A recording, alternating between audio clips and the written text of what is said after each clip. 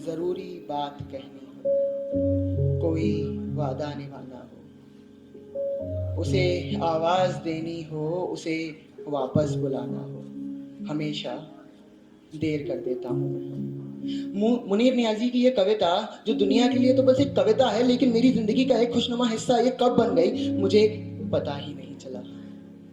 कब मैंने खुद की पहचान को, खुद के रिश्तों को खोना शुरू कर दिया, मुझे पता ही नहीं चला। बस यूं ही एक दिन कैंटीन में बैठ मैं अपने जज्बातों को डायरी पे उतार रहा था और ये सोच रहा था कि वो कौन होगी जो इसी तरीके से अपने जज्बातों को अपनी डायरी पे उतारेगी और कहेगी कि बस तुम्हारे लिए लिखा था। बस मैं ये लिख ही रहा था और उस वक्त कुछ लाइन लिख दी थी कि कोई तो होगी जो मुझे अपना बनाएगी, कोई तो होगी जो मेरे नाम से बैठ जाएगी, कोई तो होगी जो मेरे नाम से कलम उठाएगी और ये कहेगी कि बस तुम्हें ही सुनाने के लिए लिखा था। बस यूं लिख ही रहा था कि मेरी सबसे अच्छी दोस्त मानवी मेरे कंधे पे हाथ रखती है और पूछती है क्या हुआ। वेट अ मिनट, आपको मानवी से मिलवाना तो मैं भूल ही गया। मानवी मेरी एक सबसे अच्छी दोस्त जो लिखा तो करती थी लेकिन कभी सुनाया नहीं करती थी। कहती थी कि किसी दिन सबके सामने सुनाएंगे और हम बस यूं ही बैठ जाते थे। तो ये थी मानवी। कैंटीन से उठे अपने घर की ओर पहुंचे और रोज की तरह ही बस मैं लिखने बैठ ही रहा था कि उसका एक नोटिफिकेशन आता है। रात के 12 बजे उसका टेक्स्ट, जरूर कोई बात होगी ये सोच के मैं लिखना छोड़ बस उससे बात करने लग गया। लेकिन आज के दिन उसकी बातों में वो दोस्ती नहीं कुछ और ही दिख रहा था, मानो वो कहना चाहती हो कि बस मैं तुम्हारे लिए ही बात कर रही हूँ। लेकिन मैं इस सबसे बेखबर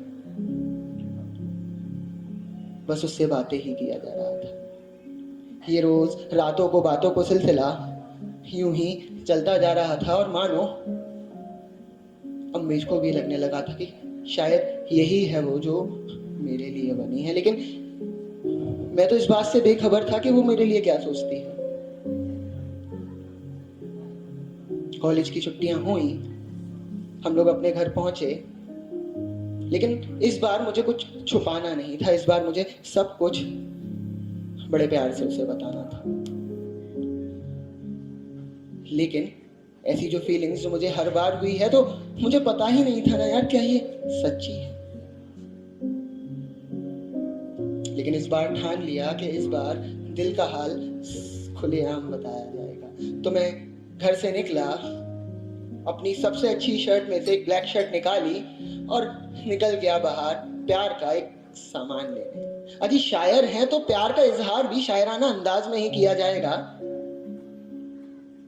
बाजार से खरीदा एक फाउंटेन पेन, एक कार्ड और लिख दिया उस पे अपने दिल का हाल।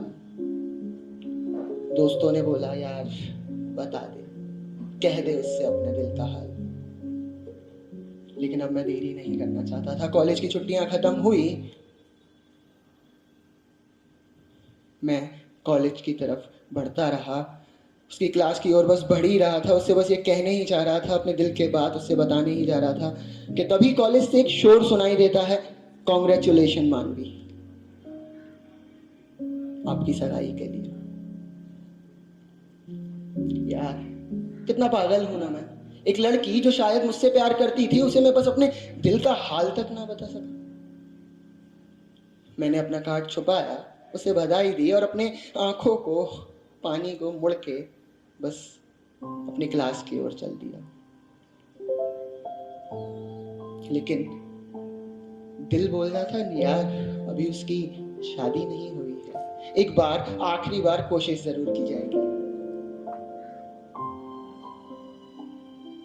हमने आखिरी बार मिलने का वक्त तय किया और ये भी तय किया कि ये मुलाकात भी आखिरी होगी। हम वक्त से मिलने पहुंचे। इस बार बिना देरी किए बस मैं उसे अपने दिल का हाल बताता रहा और वो हर्फ द हर्फ उन बातों को अपने पास संजो के रखती गई। और बस अंत में मैंने उससे इतना कह दिया कि यार अब इनकार कर दो दिल तोड़ने के लिए। लेकिन वो बिना कुछ कहे बस मेरे हाथ में एक कार्ड थमा के चली गई और मैं वहीं निराश बैठा रहा।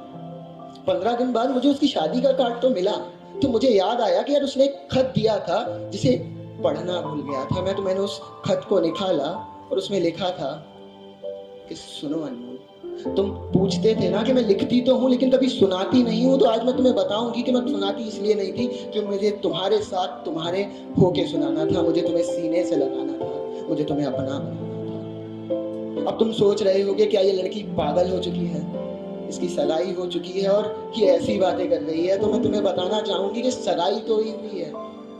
अगर आखिरी बार तुम मुझसे अपने प्यार का इजहार बड़े प्यार से कर पाओगे तो मैं सिर्फ तुम्हारी होंगी, सिर्फ तुम्हारी इस दुनिया की बिना परवाह किए। मैं बस खुश होने ही वाला था कि मेरी नजर जाती है शादी के कार्ड पे। उस पे तारीख थी 5 दिसंबर।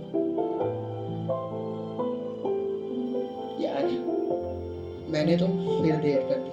अरे आप लोगों को याद नहीं क्या, मैंने बताया तो था हमेशा देर कर देता हूँ। शुक्रिया।